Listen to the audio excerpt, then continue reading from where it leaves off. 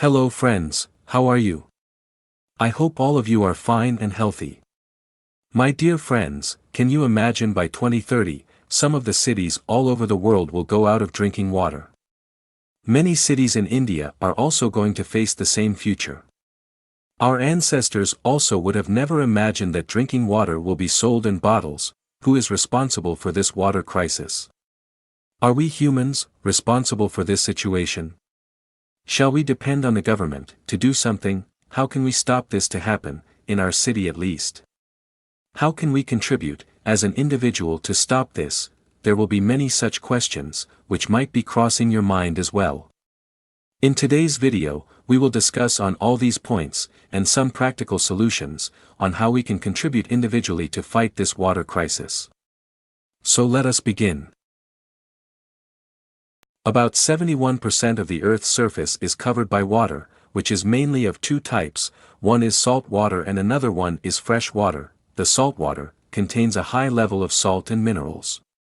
Salt water can be found in oceans and seas. It constitutes around 97.5% of the total water on Earth. It is a habitat for organisms such as sea grass, sharks, and whales, whereas the freshwater has a very low level of salt and minerals. Freshwater can be found in bodies of water such as lakes, streams, rivers, and glaciers. It constitutes only 2.5% of the total water on Earth. It is a habitat for organisms such as water lilies, insects, and amphibians. We human beings are totally dependent on this fresh water. So, we should not waste this precious fresh water. A 2021 UNICEF report shows that climate and environmental hazards have devastating impacts on the well-being of children. Over one-third children globally are currently exposed to water scarcity. Let us see the present situation in the cities across the globe. Cape Town, the capital city of South Africa, was in news last year when the city's local government admitted its inability to supply water beyond April 14, 2023 and had banned bathing for an astounding 10 lakh people including tourists also. The city of Bangalore, located in the southern part of India, is also known as Silicon Valley of India or IT Hub of India. This year in Bangalore, out of 13,900 public borewells in the city, 6,900 have gone dry. Water purification plants across the city are either shut or are witnessing long queues. The water crisis has reached such a level that the Bangalore Water Supply and Sewage Board has banned the use of potable water for washing vehicles or gardening. They have also installed flow restrictors at commercial establishments and have made permission mandatory for digging borewells. People are urging the government and companies to allow their employees to work from home, so that the employees can go back to their hometown until the water problem gets resolved. Cairo, the capital city of Egypt, is situated on the banks of River Nile. The United Nations has warned that Egypt is facing an annual water deficit of around 7 billion cubic meters and the country could run out of water by 2025. Egypt has already passed the internationally defined threshold for water scarcity and edges dangerously close to absolute water scarcity, defined by the United Nations as less than 500 cubic meters of water per person per year. Water scarcity and salt water intrusion, compounded by other climate change indicators, threaten to have a catastrophic impact on Egypt's agricultural output, soil quality, and water supply. Desalination processes are expensive to build, further complicated by toxic pollutants dumped into the Nile. London, the capital city of United Kingdom, could face water rationing within next 10 years as many streams, which feed the water supply to North London, have dried up completely and others are supplying only at 25% of their normal rates, while the consumer demand is rising on the other hand, as London being most populated city in England, with over 9.7 million inhabitants. Though the government is putting its efforts, but still, in some parts of our country, you will find hundreds of ladies and children, walking miles every day to fetch drinking water. We should thank God that we are getting sufficient water supply at our home and we should think of it as a privilege. So, all of us should do our bit, by using water judiciously and saving every drop of water. These small steps can make a lot of difference if all of us do it collectively.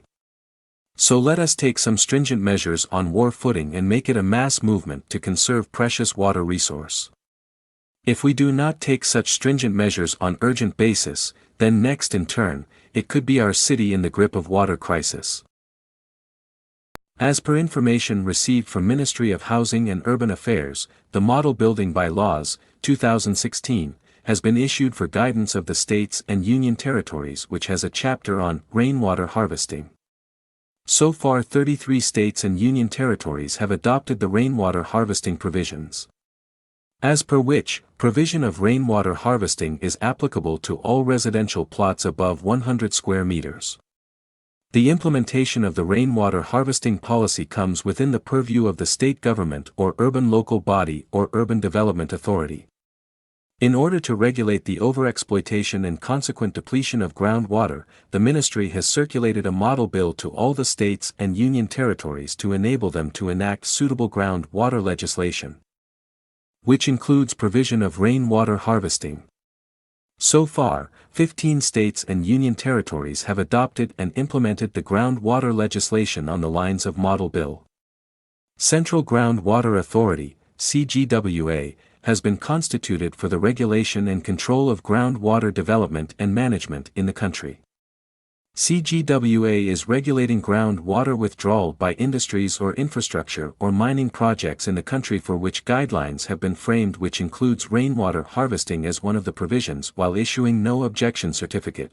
Water being a state subject, initiatives on water management including conservation and water harvesting in the country is primarily states' responsibility.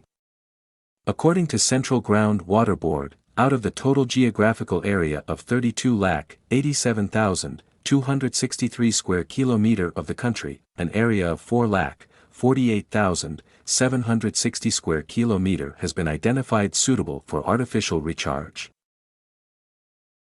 The Indian state of Tamil Nadu has been a trendsetter in rainwater harvesting, making it mandatory for all buildings as far back as 2003. According to the state government website, out of the 23.92 lakh buildings in town panchayats, government, residential, commercial and industrial, 22.94 lakh have rainwater harvesting facilities.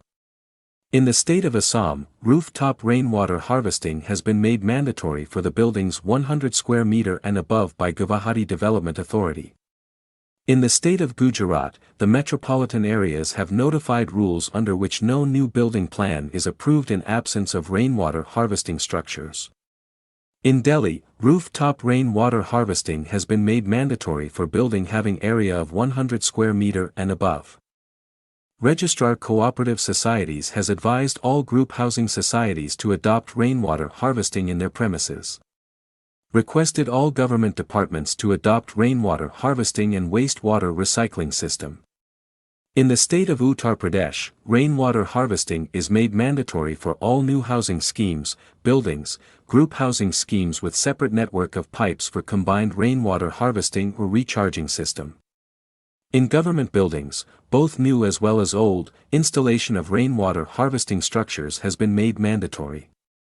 For housing schemes of 20 acres and above, it is mandatory to develop ponds and water bodies in 5% of the total proposed area.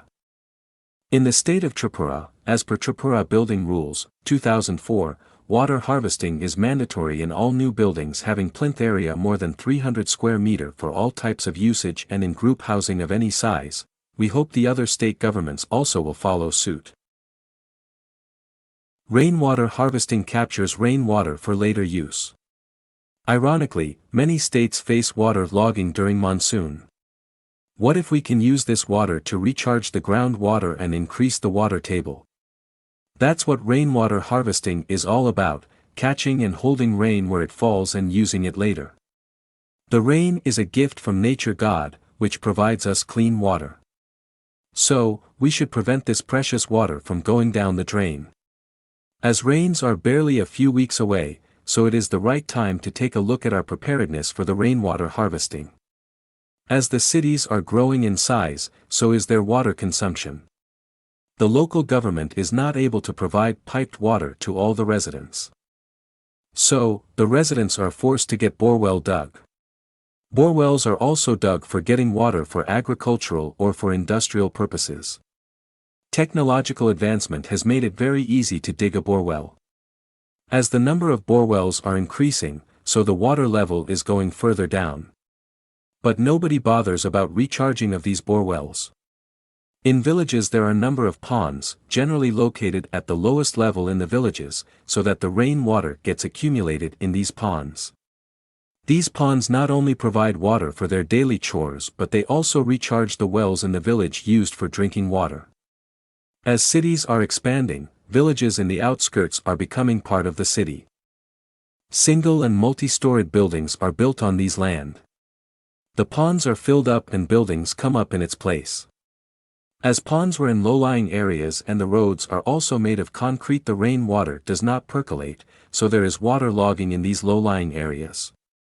Best solution is to use rainwater to recharge the groundwater instead of letting it get mixed up with sewage. Local government bodies can make it compulsory to have rainwater harvesting done in all the buildings. Persons harvesting rainwater can be given rebate in their house tax. Facts about rainwater harvesting in India. Allahabad became the first city in North India to promote rainwater harvesting through surcharges in the house tax. The rule gives a 2% rebate in house tax in the buildings with rainwater harvesting systems. But if the houses have no such systems, additional surcharges can be imposed and house tax gets increased. All government departments, PSUs and institutions buildings must have rainwater harvesting system. In Delhi, rainwater harvesting is mandatory in all institutions and residential colonies in the notified areas of South and Southwest Delhi in adjoining areas like Faridabad, Gurugram and Ghaziabad. The Central Ground Water Authority has also banned digging of tube wells in many areas. Some states provide subsidy to farmers who practice rainwater harvesting. According to Central Groundwater Board, groundwater levels have decreased both in hard rocks and alluvial areas. Areas most hit by the excessive extraction are in the states of Rajasthan, Gujarat, Tamil Nadu, Punjab, Delhi, and Haryana. Traditional water harvesting methods, which worked best in arid and semi-arid areas, are either missing or have been abandoned. In some parts of the country, like Rajasthan, Gujarat, Haryana and Delhi, the in-storage or static groundwater resources are also limited and depletion in groundwater level is resulting in groundwater drought scenario. In many cities, groundwater is contaminated due to over-application of fertilizers and pesticides, indiscriminate disposal of effluents from industries and urban sewerage. Surface water, that is river water, cannot be used throughout the year as many rivers dry up during summers. Groundwater abstraction structures have increased from 58,75,909 in 1982 to 1,85,03,267 in 2001. The water is not being replenished at the same rate as it is being extracted. In India, the history of rainwater harvesting systems dates back to 1st century BC. In the 1st century BC, Satavahanas introduced brick and ring wells for the conservation and extraction of water. During Pundyas, Cheras and Chola dynasties, lake and well irrigation techniques were developed on a large scale. Large dams were built across Kaveri and Vaigai rivers. Large-scale construction of tanks or tatakas for harvesting rainwater were also done during this period in Tamil Nadu. The Chola period during 985 to 1205 AD witnessed the introduction of advanced irrigation systems, which brought about prosperity in the Deccan region. The Rajput dynasty during 1000 to 1200 AD promoted irrigation works in northern India. The 647 square kilometers Bhopal Lake was built under King Bhoj. In eastern India, Pal and Sain kings during 760 to 1100 AD built a number of large tanks and lakes in their kingdoms. The state of Gujarat boasts of number of step wells made by various kings, which were built to supply water at the time of drought. They represent unique combination of architecture and technology. The most intriguing feature is that sun rays can't invade the well, so evaporation is controlled. Another feature is that due to natural flow the water in the step well gets filtered and remains fresh. Rajtarangini of Kalhana, gives a detailed account of irrigation systems developed in the 12th century in Kashmir.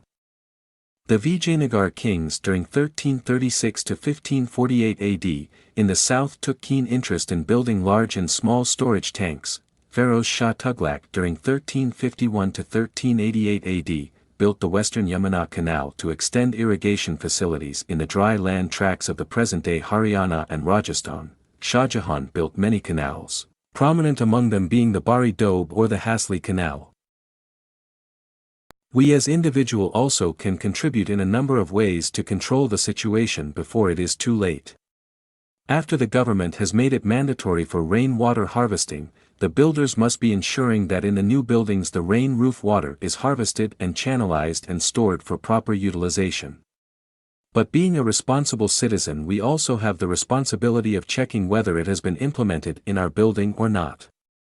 We can't depend on the government for each and everything.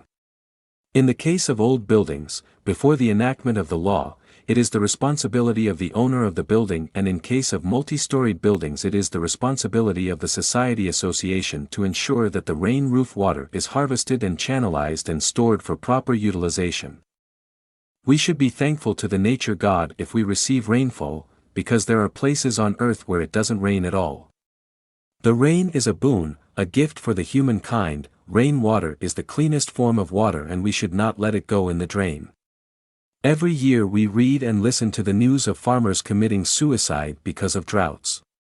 Our ancestors were quite wise as they used to dig number of ponds in the low-lying areas of the villages, which not only provided water for cattle and agriculture but also helped in charging the village wells, which were used for drinking water.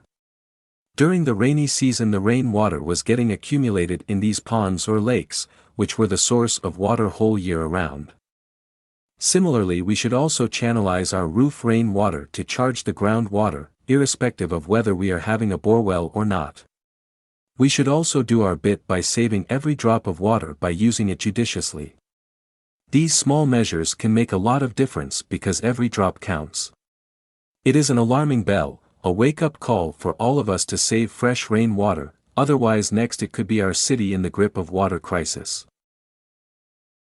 Reusing wastewater of RO water purifier. The RO water purifier, on an average wastes approximately 3 liters of water for getting 1 liter of purified water. So, we should try to reuse this wastewater, for which we need to first store it to use it later. Easiest way to store is to extend the wastewater pipe into one big bucket. But if your daily drinking water requirement is 25 liters, then the water purifier would generate around 75 liters of wastewater.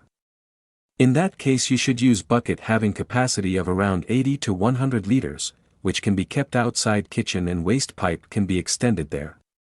This wastewater with a TDS level of 1200 to 1500 ppm can be safely used to wash a car or any other vehicle. However, if the TDS level is higher then you can mix normal tap water to dilute it to lower the TDS level. But it should never be used for car battery. This wastewater can also be used for watering your plants in your kitchen garden or terrace garden. It can be easily used in case you are using municipal water in which TDS level is generally low.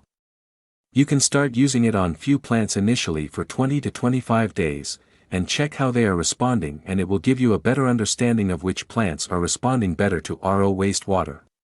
Generally for gardening a TDS level of up to 2000 ppm is allowed.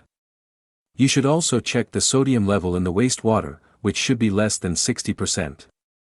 If possible, the wastewater should also be tested for the inorganic and chemical impurities like sodium.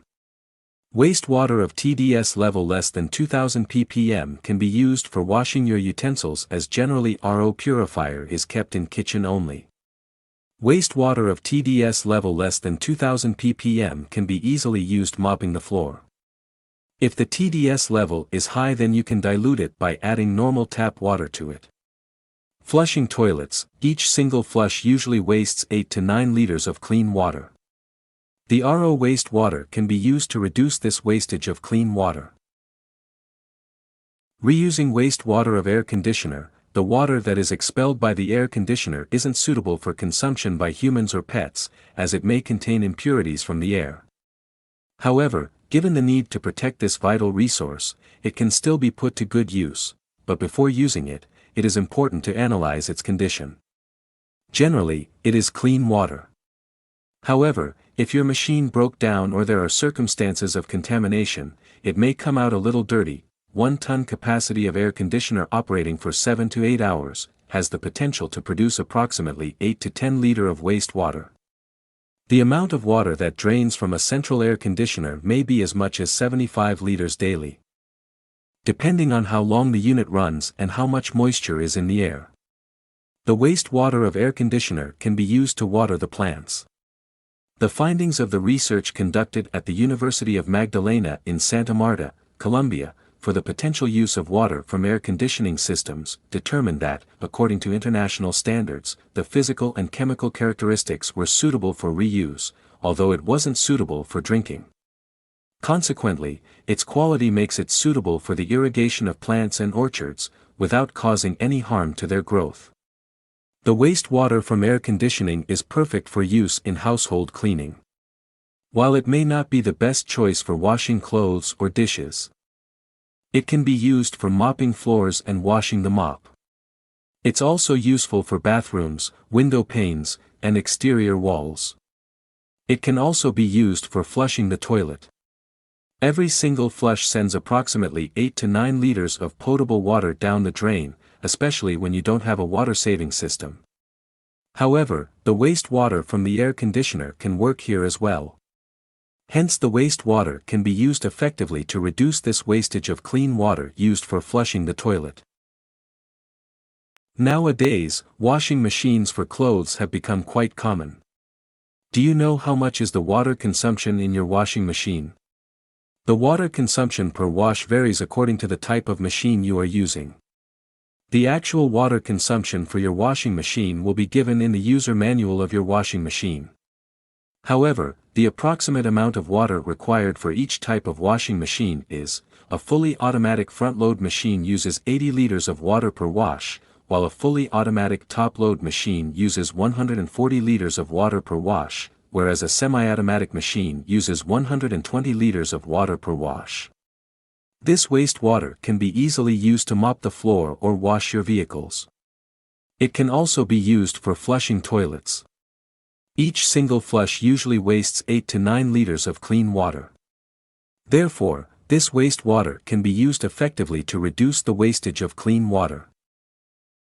The government is requested to include rainwater harvesting to be one of the criteria for judging the winner of India's Smart City contest. At global level also, like carbon footprint points are calculated for each country, the rainwater harvesting points also should be calculated for each country, before it is too late.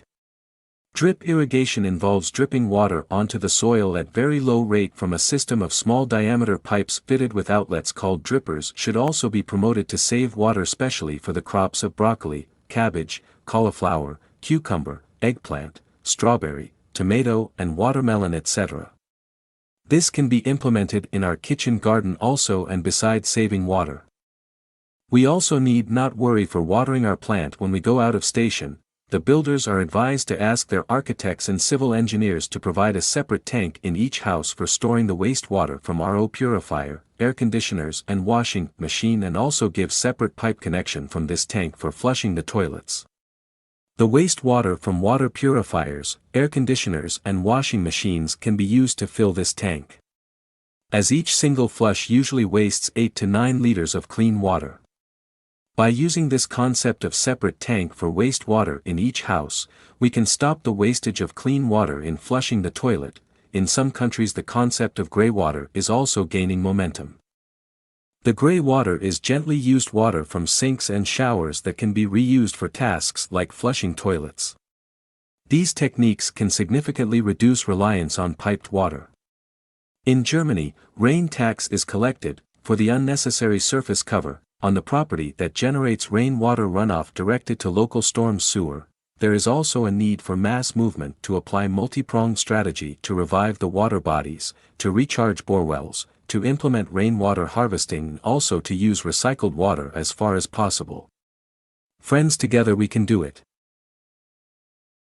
Thanks for watching, friends.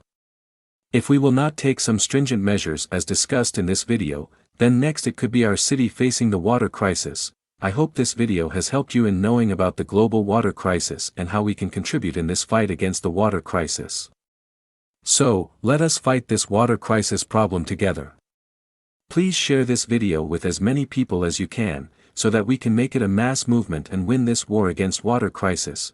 Please do share with us, in the comment box, or on our email, aryabotcoachingacademy@gmail.com, if you have any other novel idea, which you are presently using to address this water crisis.